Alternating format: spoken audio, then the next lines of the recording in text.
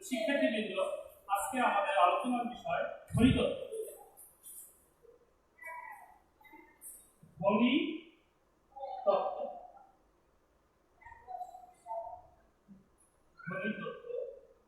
ধ্বনিতত্ত্ব অধ্যায়টা খুব ছোট হলো, ধ্বনি সম্পর্কিত যেহেতু আমাদের এখানে কিছু জানার বিষয় আছে। ধ্বনির উচ্চারণ, তার ধ্বনির নামকরণ, এগুলো আমাদের জানতে হবে। তো শিক্ষার্থীবৃন্দ, ধ্বনি কি? ধ্বনি মানুষের কণ্ঠ নিঃসৃত আওয়াজ। একটা আমরা বলতে পারি কণ্ঠ নিঃসৃত আওয়াজ হলেই হবে না, তার একটা ধারাবাহিক অর্থ থাকা চাই। যদি ধারাবাহিক অর্থ না থাকে তাহলে সেটা কখনোই ধ্বনি হবে না। তো ধ্বনির সংজ্ঞাটা আমরা এজন্য এভাবে সাজাতে পারি যে কণ্ঠ নিঃসৃত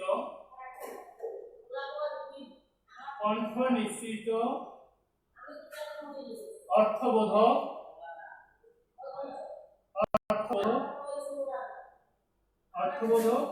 আওয়াজ। কণ্ঠ নিঃসৃত অর্থবোধক আওয়াজই ধ্বনি। এক কথায় কণ্ঠ নিঃসৃত এবং অর্থবোধক যে আওয়াজগুলো আমরা বের করি সেগুলোই ধ্বনি। আর ধ্বনি নির্দেশক চিহ্ন হলো বর্ণ। ধ্বনি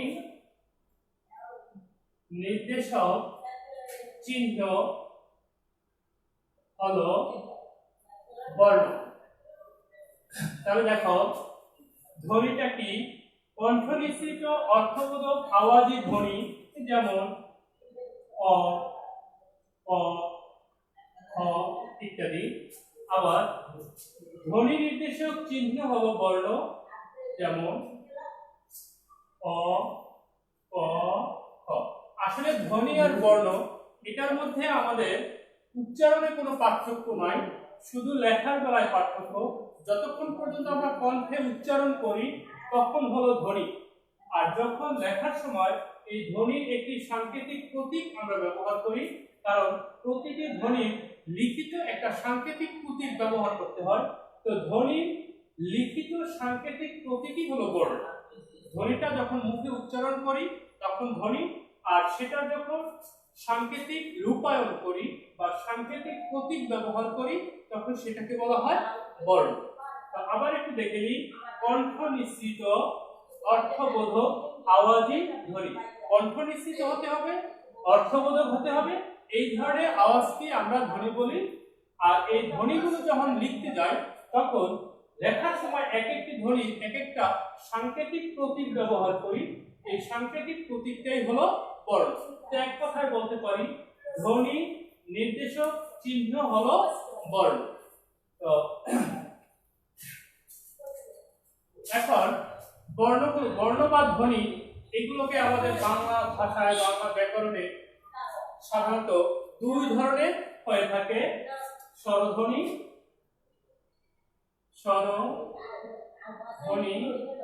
আর ব্যঞ্জন ধ্বনি। আমাদের উচ্চারণের উপর নির্ভর করে মূলত ধ্বনিগুলোকে দুই ভাগে ভাগ করা হয়। অর্থাৎ স্বরধ্বনি হলো ফুসফুসকারিত বাতাস বের হওয়ার সময় মুখ বিবরের কোথাও যদি বাধা না পায় তাহলে সেটা হলো স্বরধ্বনি। যেমন ধরো অ, আ, এ, এই ধ্বনিগুলো আমরা উচ্চারণ করতে পারি ফুসফুসকারিত বাতাস বের করার সময় কোথাও বাধাপ্রাপ্ত না করে। যেমন অ, আ, ই। তো যে ধ্বনিগুলো উচ্চারণে মুখ বিবরের কোথাও বাধা পায় না সেগুলোকে বলা হয় স্বরধ্বনি। আবার ব্যঞ্জন হলো এর উল্টা, অর্থাৎ যে ধ্বনিগুলো উচ্চারণে মুখ বিবরের কোথাও বাধা পায় সেটা হলো ব্যঞ্জন ধ্বনি। যেমন ক, খ, ঘ ইত্যাদি। তাহলে দেখো ক যখন আমরা উচ্চারণ করি ক, তখন কিন্তু আমাদের কণ্ঠে মুখ বিবরের একটা জায়গায় কিন্তু লেগে যায়। ক একটা জায়গায় আটকে যায় বা লেগে যায়। অর্থাৎ ফুসফুস চালিত বাতাসটা একবারে বের হয়নি, কোথাও বাধা পেয়েছে। তো ফুসফুস চালিত বাতাস মুখ বিবরের কোথাও বাধা না পেয়ে যদি উচ্চারিত হয় সেই ধ্বনিগুলোকে বলবো আমরা স্বরধ্বনি, অ আ ই ইত্যাদি। আর যদি মুখ বিবরের কোথাও বাধা পায়, বাধাপ্রাপ্ত হয়, ঘর্ষণ লাগে, তখন সেই ধ্বনিগুলোকে বলা হয় ব্যঞ্জন ধ্বনি, যেমন ক খ গ ঘ, এগুলো হলো ব্যঞ্জন ধ্বনি। তো স্বরধ্বনি হলো, স্বরধ্বনি কয়টি? স্বরধ্বনি 11টি। আমাদের বাংলা ভাষায় মোট স্বরধ্বনি হলো 11টি। অ থেকে একদম ওই পর্যন্ত এই 11টি হলো স্বরধ্বনি। তবে মৌলিক স্বরধ্বনি 11টি নয়। মৌলিক স্বরধ্বনি হলো 7টি। তো আমরা অনেকে এই জায়গায় বুঝতে সমস্যা হয় যে ধ্বনি স্বরধ্বনি 11টি, তাহলে মৌলিক স্বরধ্বনি 7টি কেন? মৌলিক স্বরধ্বনি 11টি হলো না কেন? আসলে মৌলিক মানে কি? মূল, যে ধ্বনির সাথে অন্য কোনো ধ্বনি যুক্ত নেই। যেমন দেখো, মৌলিক স্বরধ্বনি 7টি হলো অ, আ, রস্বই, রস্বউ, এ, তারপরে ও, আরেকটা হলো এ। এভাবেও লেখি অথবা এভাবেও লেখি। এই যে দেখো, অ, আ, ই, উ, এ, ও, আর এ অথবা এ, এ বানানেও আমরা লিখি, এ বানানেও লিখি। তো এই যে 7টা মৌলিক ধ্বনি, এই যে 11টা মৌলিক ধ্বনি, সেই 11টা মৌলিক ধ্বনি এই 7টার অন্তর্ভুক্ত। যেমন এখানে আমরা যে ধ্বনিগুলো বাদ দিয়েছি, দেখো দীর্ঘই, দীর্ঘই আমরা মৌলিক স্বরধ্বনি ধরি নাই। কেন ধরি নাই? দেখো, আমরা যদি হ্রস্ব ই, এই 3টা হ্রস্ব ই যদি আমরা একত্রে উচ্চারণ করি, ই, এটা কিন্তু আলাদা বর্ণ নয়, এটাকে বলা হয় দীর্ঘ ই। আর এটা হলো হ্রস্ব, হ্রস্ব মানে সংক্ষিপ্ত, হ্রস্ব ই, আর এটা হলো দীর্ঘ ই। তো এখন তুমি যদি এই হ্রস্ব ই 3টা একবারে উচ্চারণ করো বা দুটো একবারে উচ্চারণ করো, ই, তাহলে দেখো একটা ই উচ্চারণে যতটুকু সময় লাগে, 3টা ই একবারে উচ্চারণ করতে গেলেই কিন্তু উচ্চারণটা দীর্ঘ হয়ে যায়। তাহলে আমি যদি হ্রস্ব স্বরধ্বনি দুটো বা 3টে একত্রে উচ্চারণ করি, তাহলে দীর্ঘ ইটা পাওয়া যায়। তাহলে দীর্ঘ ই, এটা আবার আলাদা বর্ণের প্রয়োজন হয় না। আমি 3টা হ্রস্ব ই দিয়েও এই দীর্ঘ ই উচ্চারণ করতে পারি। তেমনি দীর্ঘ, এটাও ঠিক তাই। এই যে দেখো, এই যে দুটো বা 3টা হ্রস্ব উ, এখানে আমরা যদি উচ্চারণ করি, দুটো যদি হয় তাহলে উ দীর্ঘ করে উচ্চারণ করি, আর একটা হলে হ্রস্ব করে। তো হ্রস্ব করে, এই যে হ্রস্ব উ, এটা যদি দুটো বা 3টা হয় তাহলে আমাদের উচ্চারণটা দীর্ঘ হয়, উ দীর্ঘ হয়। এই কারণে এই 3টা বা দুটো হ্রস্ব উ একত্রে উচ্চারণ করলে আমরা দীর্ঘ উটা পেয়ে যাই, দীর্ঘ উটা পেয়ে যাই। তাহলে দীর্ঘ উ এর জন্য আমাদের আলাদা বর্ণ দরকার হয় না। এই জন্যই বলা হয় যে স্বরধ্বনি 11টি, কিন্তু মৌলিক স্বরধ্বনি হলো 7টি। অ, আ, ই, উ, এ, ও, আর এ। সেটা এ বানানেও হতে পারে, এ বানানেও হতে পারে। এই 7টা হলো আমাদের মৌলিক স্বরধ্বনি। এখন এই স্বরধ্বনির সংক্ষিপ্ত রূপটি কি বলে? স্বরধ্বনির সংক্ষিপ্ত রূপ হলো কার? স্বরধ্বনির সংক্ষিপ্ত রূপ হলো কার?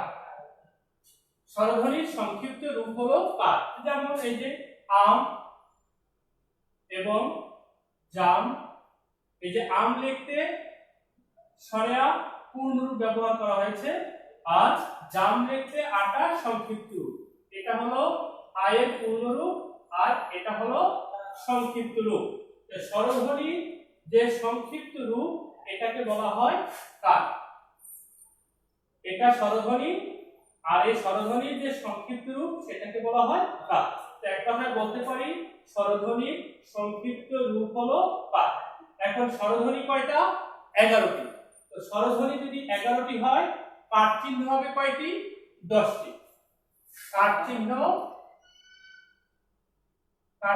হলো 10টি। একটু খেয়াল করো, স্বরধ্বনি 11টি কিন্তু কাঠ চিহ্ন হলো 10টি, তাহলে একটা স্বরধ্বনির কাঠ চিহ্ন নাই। কোন স্বরধ্বনি? এই স্বরধ্বনিটার কোনো সংক্ষিপ্ত রূপ নাই।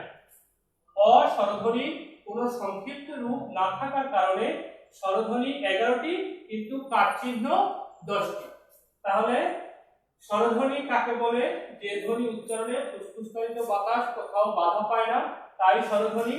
আর স্বরধ্বনির সংক্ষিপ্ত রূপকে বলা হয় কার। আর কাঠ চিহ্ন 10টি কিন্তু স্বরধ্বনি 11টি। কোন স্বরধ্বনির কাঠ চিহ্ন নাই? এর কোনো কাঠ চিহ্ন নাই। আর মৌলিক স্বরধ্বনি আমরা আগেই পেয়েছি, মৌলিক স্বরধ্বনি হলো 7টি। কেন সবগুলো মৌলিক নয় সে ব্যাখ্যা আমরা দিয়েছি, তোমরা বুঝতে পেরেছো। এখন এই স্বরধ্বনির মধ্যে দুটো আছে দ্বিস্বরধ্বনি। বাংলা বর্ণমালায়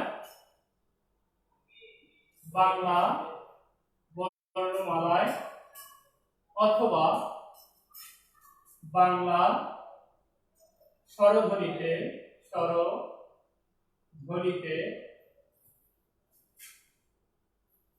দুটি দ্বিস্বরধ্বনি আছে।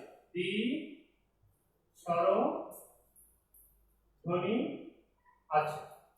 আচ্ছা দেখো, দ্বিস্বরধ্বনি, এই যে দ্বি, এই দ্বি অর্থ হলো দুই। এই দ্বি মানে হলো দুই। তাহলে দ্বিস্বরধ্বনি এর অর্থ হলো দুইটা স্বরধ্বনি। তো বাংলা বর্ণমালায় বা বাংলা স্বরধ্বনিতে দুটো ধ্বনি আছে যাদেরকে দ্বিস্বরধ্বনি বলা হয়। যেমন একটা হলো ওই আর একটা হলো ও। এই দুটো বাংলা বর্ণমালায় দ্বিস্বরধ্বনি।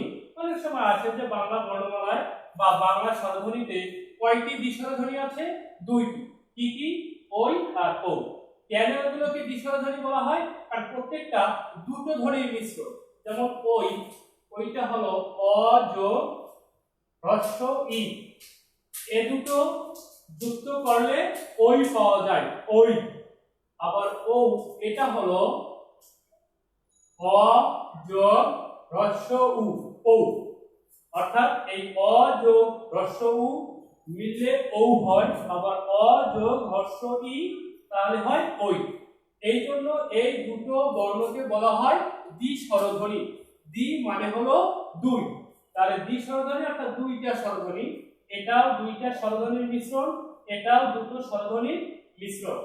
ওই হলো অ যোগ হ্রস্ব ই, ও হলো অ যোগ হ্রস্ব উ। তো এই দুটো যৌগিক স্বরধ্বনি। তবে বাংলা ভাষায় যৌগিক স্বরধ্বনি হলো 25টা। বাংলা ভাষায়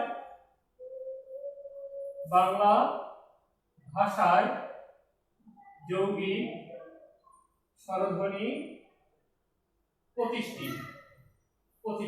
যেমন আউ ইউ। তো বাংলা ভাষায় যৌগিক স্বরধ্বনি কিন্তু 25টা। আর বাংলা বর্ণমালায় বা বাংলা স্বরধ্বনিতে যৌগিক স্বর হলো 2টা। বাংলা বর্ণমালায় বা বাংলা স্বরধ্বনিতে যৌগিক স্বর 2টো, আর বাংলা ভাষায় যৌগিক স্বরধ্বনি হলো 25টি। এবারে আমরা আসি ব্যঞ্জন ধ্বনি।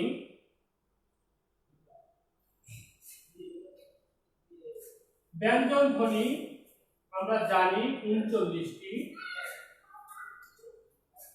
ব্যঞ্জন ধ্বনি 39টি। ব্যঞ্জন ধ্বনি আমাদের বাংলা বর্ণমালায় 39টি। সেটা হলো ক থেকে একদম চন্দ্রবিন্দু পর্যন্ত। ক থেকে চন্দ্রবিন্দু পর্যন্ত এই 39টি ধ্বনি হলো ব্যঞ্জন ধ্বনি। আর ব্যঞ্জন ধ্বনির যে লিখিত সাংকেতিক প্রতীক সেটাই হলো ব্যঞ্জন বর্ণ। তো ব্যঞ্জন ধ্বনি বা বর্ণের সংক্ষিপ্ত রূপ হলো ফলা। স্বরবর্ণের সংক্ষিপ্ত রূপকে বলা হয় কার? আর ব্যঞ্জন বর্ণের সংক্ষিপ্ত রূপ হলো ফলা। ব্যঞ্জন বর্ণের সংক্ষিপ্ত রূপ ফলা। যেমন ফলা হলো 6টি। তো আমরা অনেক সময় 6টি ফলা ভুলে যাই, মনে রাখতে পারি না। এজন্য সহজে মনে রাখার জন্য 6টি ফলা তুমি দুটো শব্দে ভাগ করে নিতে পারো। যেমন একটা হলো নবম আর একটা হলো জরল। তুমি যদি এই দুটো শব্দ মনে রাখো, নবম জরল, তাহলে তোমার 6টা ফলা মনে থাকবে। কারণ নফলা, বফলা, মফলা, জফলা, রফলা, লফলা, এই 6টা ফলা। ব্যঞ্জন বর্ণের ফলা কয়টি? 6টি। ফলা হলো 6টি। আর ব্যঞ্জন বর্ণের সংক্ষিপ্ত রূপটি কি বলে? ফলা। যেমন দেখো আম, এখানে ব্যঞ্জন বর্ণ ম পূর্ণ রূপে বসেছে, কিন্তু আমরা যখন বলি আম্মা, তাহলে দেখো এই যে মটা এ কিন্তু এভাবে বসছে। এই মটা এখানে পূর্ণরূপ, কিন্তু এখানে এসে কি সংক্ষিপ্ত রূপে বসেছে। এই জন্য ব্যঞ্জন বর্ণের এই যে সংক্ষিপ্ত রূপ, এটাকে বলা হয় ফলা। আর ফলা চিহ্ন কয়টি? 6টি। ফলা 6টি। 6টি কি কি? আমরা দুটো শব্দ মনে রাখবো, নবম জরল, তাহলে আমরা 6টি ফলা পেয়ে যাব। নফলা, বফলা, মফলা, জফলা, রফলা, লফলা। ব্যঞ্জন বর্ণে সংক্ষিপ্ত রূপকে বলা হয় ফলা।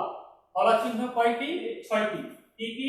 নফলা, বফলা, মফলা, জফলা, রফলা, লফলা। এবার এই বর্ণগুলো সবগুলো বর্ণের উচ্চারণের স্থান কিন্তু এক নয় এবং উচ্চারণও এক নয়। প্রতিটা বর্ণের উচ্চারণ অনুযায়ী তার আলাদা নামকরণ করা হয়। যেমন অঘোষ, অঘোষ, ঘোষ, অল্প প্রাণ, অল্প প্রাণ, মহাপ্রাণ, পুষ্যধ্বনি, পুষ্যধ্বনি, অঘোষ ধ্বনি, পুষ্যধ্বনি, এর পাশে অন্তঃস্থ ধ্বনি, অন্তঃস্থ ধ্বনি। ধ্বনির উচ্চারণ অনুযায়ী যেই জায়গা থেকে উচ্চারণ হয়, যেভাবে উচ্চারণ হয়, সেই অনুযায়ী ধ্বনিগুলোর বিভিন্ন নামকরণ করা হয়। যেমন অঘোষ ধ্বনি, যেই ধ্বনি উচ্চারণে স্বরতন্ত্রী অনুরণিত হয় না। যেমন যে ধ্বনি উচ্চারণে উচ্চারণে স্বরতন্ত্রী স্বরতন্ত্রী অনুরণিত হয় না। যেমন ক, খ। দেখো অঘোষ ধ্বনি হলো যে ধ্বনি উচ্চারণে স্বরতন্ত্রী অনুরণিত হয় না। অনুরণিত হওয়া মানে কম্পন তৈরি হওয়া। তো যে ধ্বনি উচ্চারণে স্বরতন্ত্রী অনুরণিত হয় না, সেগুলোকে বলা হয় অঘোষ ধ্বনি। তো প্রতিটা বর্গের প্রথম দুটো ধ্বনি হলো অঘোষ। যদি আমরা বর্গগুলো পরে বিভাজন করে দেখাবো, আপাতত মনে রাখো যে প্রতিটা বর্গের প্রথম দুটো ধ্বনি হলো অঘোষ। সংজ্ঞাটা মনে রাখা, যে ধ্বনি উচ্চারণে স্বরতন্ত্রী অনুরণিত হয় না। যদি অনুরণিত হয় তাহলে ঘোষ। যে ধ্বনি উচ্চারণে স্বরতন্ত্রী অনুরণিত হয় তাকে ঘোষ ধ্বনি বলে। দেখো একই যে ধ্বনি উচ্চারণে স্বরতন্ত্রী অনুরণিত হয় না, সেটা হলো অঘোষ ধ্বনি। আর যে ধ্বনি উচ্চারণে স্বরতন্ত্রী অনুরণিত হয় তাকে বলা হয় ঘোষ ধ্বনি। যেমন গ, ঘ, ও। এক কথায় প্রতিটা বর্গের প্রথম দুটো ধ্বনি হলো অঘোষ, পরের তিনটি ধ্বনি হলো ঘোষ। সংজ্ঞাটা, যে ধ্বনি উচ্চারণে স্বরতন্ত্রী অনুরণিত হয় তাকে ঘোষ ধ্বনি বলে। আর ঘোষ ধ্বনি কোনগুলো?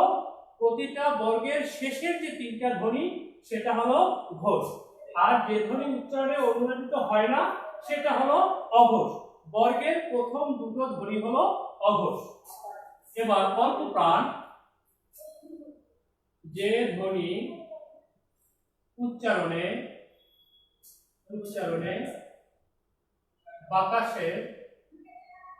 বাতাসের স্বল্পতা থাকে, বাতাসের চাপে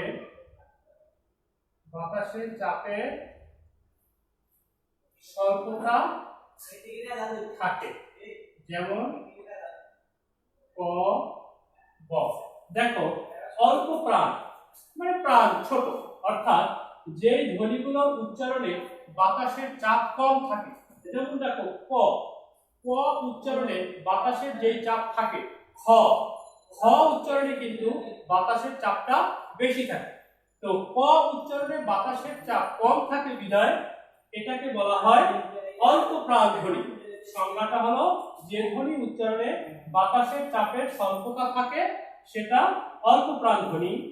আর মহাপ্রাণ হলো এর উল্টা, যদি বাতাসের আধিক্য থাকে, যে ধ্বনি উচ্চারণে বাতাসের চাপের আধিক্য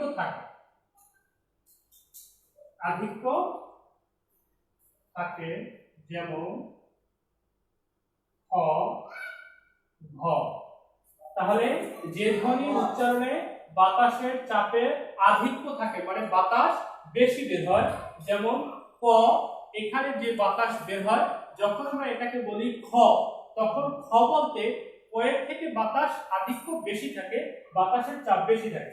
তো যে ধ্বনি উচ্চারণে বাতাসের চাপের আধিক্য থাকে বা বাতাসের চাপ বেশি থাকে সেটা মহাপ্রাণ, আর যেটা বাতাসের চাপ কম থাকে সেটা অল্প প্রাণ।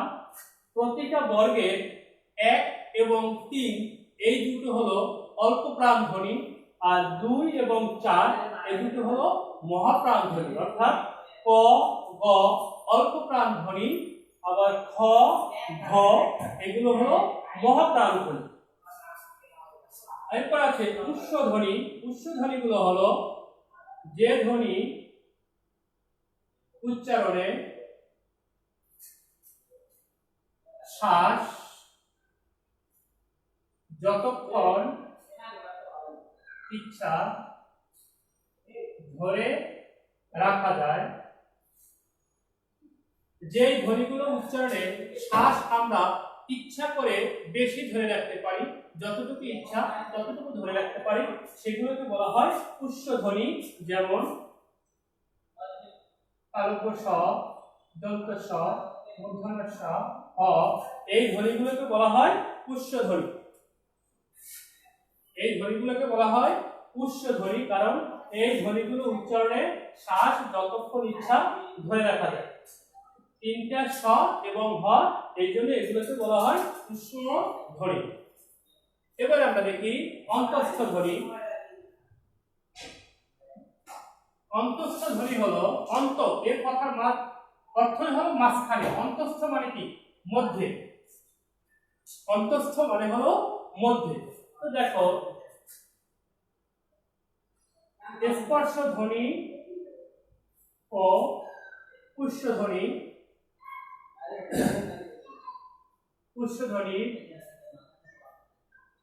মাঝামাঝি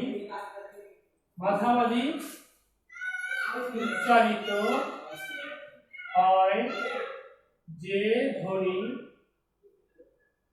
তাই অন্তঃস্থ ধ্বনি। যেমন অন্তঃস্থ জ। স্পর্শ ধ্বনি অর্থাৎ অ থেকে ম পর্যন্ত 25টা ধ্বনিকে বলা হয় স্পর্শ ধ্বনি। এই স্পর্শ ধ্বনি আর উষ্ণ ধ্বনি আছে। উষ্ণ ধ্বনি তো পেয়েছি 3টা স এবং হ। তো এই দুইটা ধ্বনি উচ্চারণ স্থানের মাঝখান থেকে উচ্চারিত হয় বিধায় এই ধ্বনিগুলোকে বলা হয় অন্তঃস্থ ধ্বনি। যেমন অন্তঃস্থ জ, অন্তঃস্থ ব। যদিও এই অন্তঃস্থ ব এর ব্যবহার এখন আমরা করি না, এখন আমরা যে ব ব্যবহার করি ওটা হলো বর্গীয় ব, কিন্তু এই অন্তঃস্থ ব এর ব্যবহার এখন আর বাংলায় নেই বললেই চলে।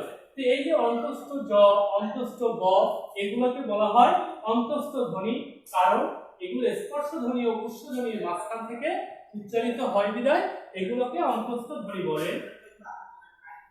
তো শিক্ষার্থীবৃন্দ, আমরা এতক্ষণ যা শিখলাম সেটা আমরা একটা ছকের উপর করতে পারি, সাজাতে পারি, যাতে আমরা সহজেই বুঝতে পারবো। যেমন দেখো, ক, খ, খ, গ, ঘ, ঙ, চ, ছ, জ, ঝ, ঞ, ট, ঠ, ড, ঢ, মূর্ধন্য, ত, থ, দ, ধ, দন্তন, প, ফ, ব, ভ, ম। এরপরে তালব্য স, মূর্ধন্য স, দন্ত স, হ, তারপর বয় বিন্দু র, জয় বিন্দু র, ভয় বিন্দু র, ল, অনুস্বর, বিসর্গ, চন্দ্রবিন্দু। দেখো, ক বর্গের যে 5টি ধ্বনি, এখানে আমরা সহজে মনে রাখার জন্য ক বর্গের ধ্বনিগুলো উচ্চারণের স্থান হলো কণ্ঠ বা জিহ্বা মূল। ক বর্গের ধ্বনিগুলো উচ্চারণের স্থান কণ্ঠ বা জিহ্বা মূল, এর জন্য এটাকে বলা হয় কণ্ঠধ্বনি। ক বর্গের ধ্বনিগুলোকে বলা হয় কণ্ঠধ্বনি, কারণ ক বর্গের ধ্বনিগুলোর উচ্চারণের স্থান কণ্ঠ বা জিহ্বা মূল। এই জন্য এটাকে কণ্ঠমূলীয় ধ্বনিও বলে বা জিহ্বামূলীয় ধ্বনিও বলে। চ বর্গের ধ্বনিগুলোর উচ্চারণের স্থান তালু, তালব্য ধ্বনি। চ বর্গের ধ্বনিগুলোর উচ্চারণের স্থান তালু, অগ্রতালু। এই জন্য এই ধ্বনিগুলোকে বলা হয় তালব্য ধ্বনি। এই বর্গের যে ধ্বনিগুলো, সবগুলো ধ্বনিকে বলা হয় তালব্য ধ্বনি, কারণ উচ্চারণের স্থান তালু। ক বর্গের যে ধ্বনিগুলো, এগুলোকে বলা হয় কণ্ঠ বা জিহ্বামূলীয় ধ্বনি, কারণ এই ধ্বনিগুলোর উচ্চারণের স্থান হলো কণ্ঠ বা জিহ্বামূল। এই ধ্বনিগুলো মূর্ধন্য ধ্বনি। ট বর্গের যে ধ্বনিগুলো ট, ঠ, ড, ঢ, মূর্ধন্য, এই ধ্বনিগুলো উচ্চারণ স্থান হলো মূর্ধা। এই ধ্বনিগুলোর উচ্চারণ স্থান মূর্ধা হওয়ার কারণে এই ট বর্গের ধ্বনিগুলোকে বলা হয় মূর্ধন্য ধ্বনি। এই ধ্বনি ট বর্গের ধ্বনিগুলোকে বলা হয় দন্ত ধ্বনি। ত, থ, দ, ধ, দন্ত ন, এই ধ্বনিগুলোর উচ্চারণ স্থান হলো দাঁত, যেটাকে আমরা বলি দন্ত সংস্কৃত ভাষায়। তো এই ত বর্গের ধ্বনিগুলোর উচ্চারণ স্থান দন্ত, এজন্য এই ধ্বনিগুলোকে বলা হয় দন্ত ধ্বনি, মানে দাঁত, দাঁত থেকে উচ্চারিত। যেমন ত উচ্চারণ করতে আমাদের জিভ ত দাঁতের গোড়ায় লাগে। প বর্গের ধ্বনিগুলো প, ফ, ব, ভ, ম, এগুলোকে বলা হয় ওষ্ঠধ্বনি, ওষ্ঠধ্বনি। ক বর্গের যে ধ্বনিগুলো, এই ধ্বনিগুলো উচ্চারণ করতে ঠোঁট মিলাতে হয়, ঠোঁট বা ওষ্ঠ। তো ওষ্ঠ দিয়ে বা ঠোঁট দিয়ে উচ্চারিত হয় বিধায় এই ধ্বনিগুলোকে বলা হয় ওষ্ঠধ্বনি, কারণ ওষ্ঠ বা ঠোঁট দিয়ে উচ্চারিত হয়। এবার এগুলোকে বলা হয় উষ্ঠধ্বনি, উষ্ঠধ্বনি, কারণ এই 4টা ধ্বনি উচ্চারণে আমরা শ্বাস যতক্ষণ ইচ্ছা রাখতে পারি বিধায় এগুলোকে বলা হয় উষ্ঠধ্বনি। তবে এই যে 3টা স, এটা হলো অঘোষ, অল্প প্রাণ, অল্প প্রাণ। মনে রাখবে এই 3টা স, এটাকে বলা হয় অঘোষ অল্প প্রাণ ধ্বনি। আর হ, এটা হলো ঘোষ মহাপ্রাণ। হ, হ কিন্তু ঘোষ মহাপ্রাণ ধ্বনি। আর যে 3টা স আছে, তালব্য স, মূর্ধন্য স, দন্ত স, এই 3টা সকে বলা হয় অঘোষ অল্প প্রাণ। আর হটা হলো, এটা কিন্তু হ, হটা হলো ঘোষ মহাপ্রাণ। আর এই চারটাকেই একত্রে বলা হয় উচ্চধ্বনি। র এটাকে বলা হয় কম্পনজাত, কম্পনজাত ধ্বনি। বয় বিন্দু র এটাকে আমরা উচ্চারণ ভুল করি, আমরা বলি বয় শূন্য র। আসলে বয় শূন্য র বলতে আমাদের বাংলা ভাষা বা বাংলা ব্যাকরণে কোনো বর্ণ নাই। তোমরা যখন উচ্চারণ করবে অবশ্যই সঠিক উচ্চারণ করবে। এটাকে বলা হয় বয় বিন্দু র। তো এই বয় বিন্দু র এটাকে বলা হয় কম্পনজাত ধ্বনি, কারণ এটা উচ্চারণে কম্পন তৈরি হয় বিধায় এই দুটোকে বলা হয় তারণজাত ধ্বনি। জয় বিন্দু র, ভয় বিন্দু র এই দুটোকে বলা হয় তারণজাত ধ্বনি। ল এটাকে বলা হয় পার্শ্বিক ধ্বনি।